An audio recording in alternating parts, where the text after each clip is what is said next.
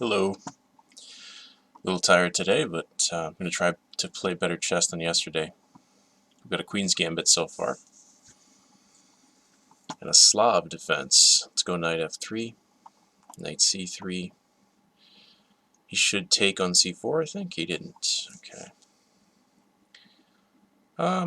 Then I'm just going to play e3, I think, and say, yeah, my queenside bishop is stuck behind my pawns, but so is my opponent's.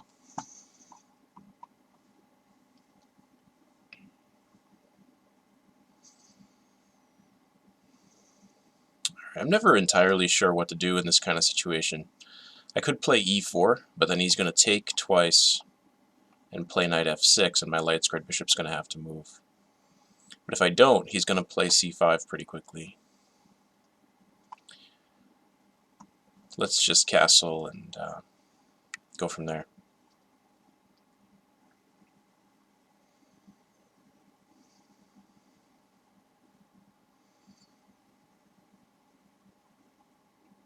Okay.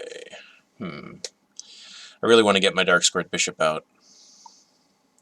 I could play b3 and put the bishop on b2. That way when he plays e5, my bishop is staring out across the long diagonal. Let's try that.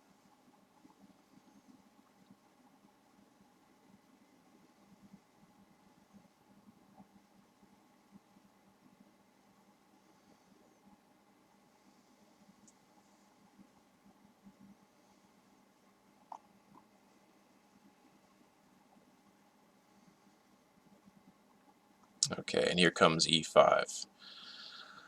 I probably have to take on e5 first, because if I take on d5, he has e4. So let's take on e5, and then take on d5. We'll give him an isolated pawn, and try to use the d4 square.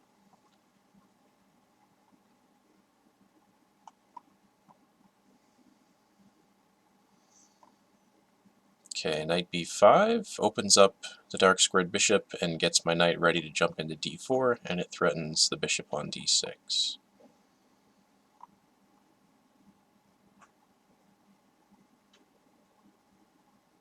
We'll put a rook on c1, put the other rook on d1.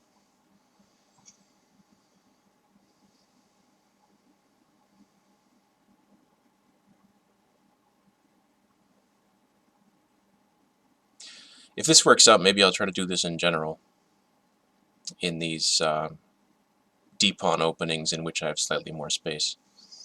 Put this bishop on b2, not worry about e4, let my opponent play the central break he wants to play, and then try to give him an isolated pawn.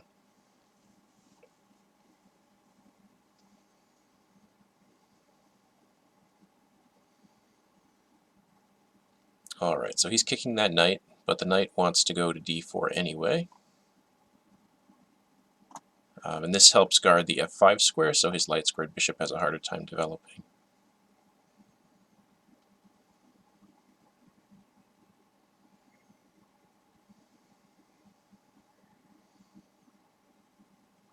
Goes knight e4. And this is usually what you get with an isolated pawn. You get an advanced outpost for this knight, and if your opponent ever captures it, you don't have an isolated pawn anymore.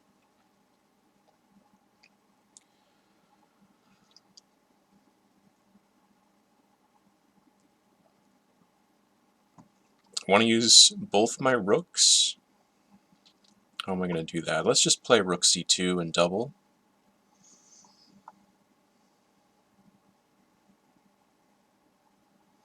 And I want to target g7 later if I can manage that.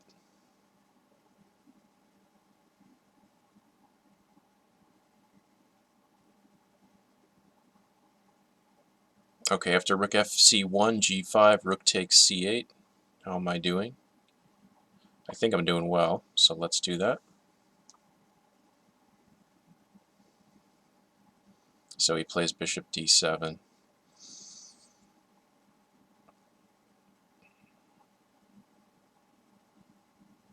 Alright, now I'd like to move this knight out of the way, maybe stick it on f4, and put my queen on d4.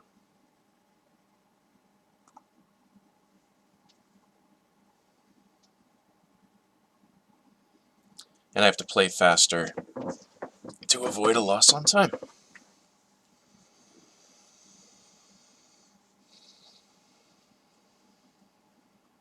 Bishop to f5, queen d4.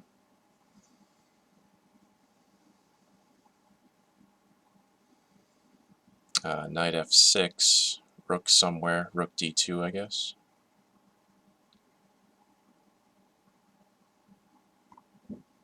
Okay, so we are going to take, we're going to play knight f4. Oh shoot, does he have knight takes f2? Hopefully not.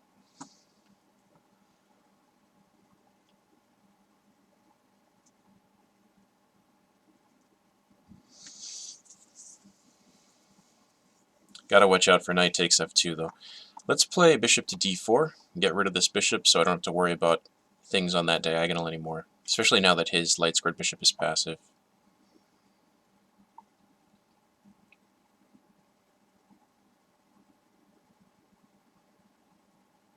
If I get the chance, yeah, I was going to say if I get the chance, I'd love to put his rook on a7. I don't immediately see a reason not to stick a knight back on d4. So let's do that. And we could play f3, make his knight move away.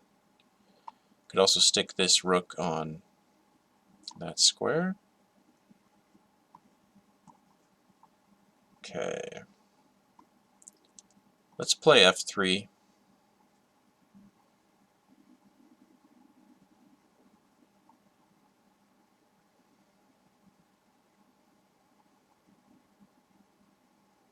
Put the king on f2, queen on d2, I guess, and try to dominate the dark squares.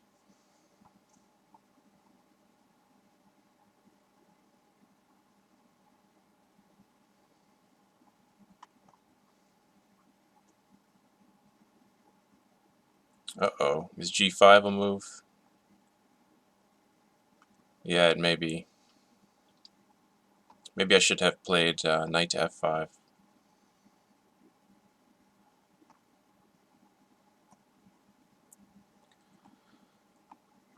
So I'm threatening, or I'm not threatening to take on d5 right now, but once I move my d4 knight, I am.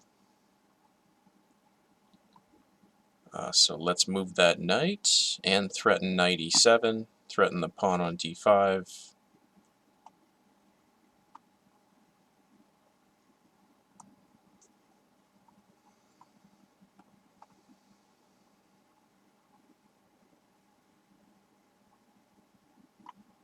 Okay, we're going to go queen d4. The pieces are improving slowly. Maybe I'll move a knight to e5 or c5.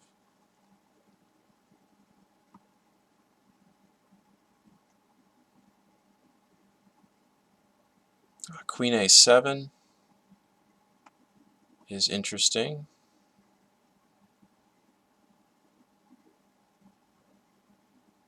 Ah, shoot, I didn't look at that, did I? Darn it. Alright, knight back. Gotta move fast.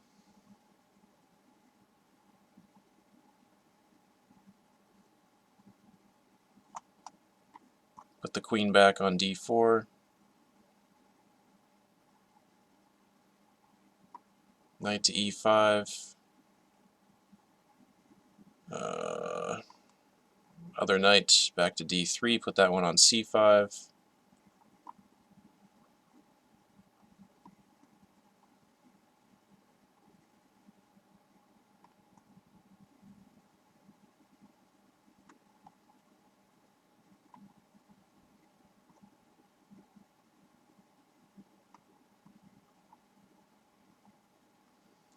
How are we mating here?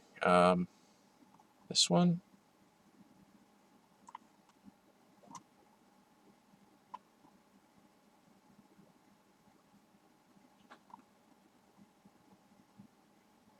Jeez.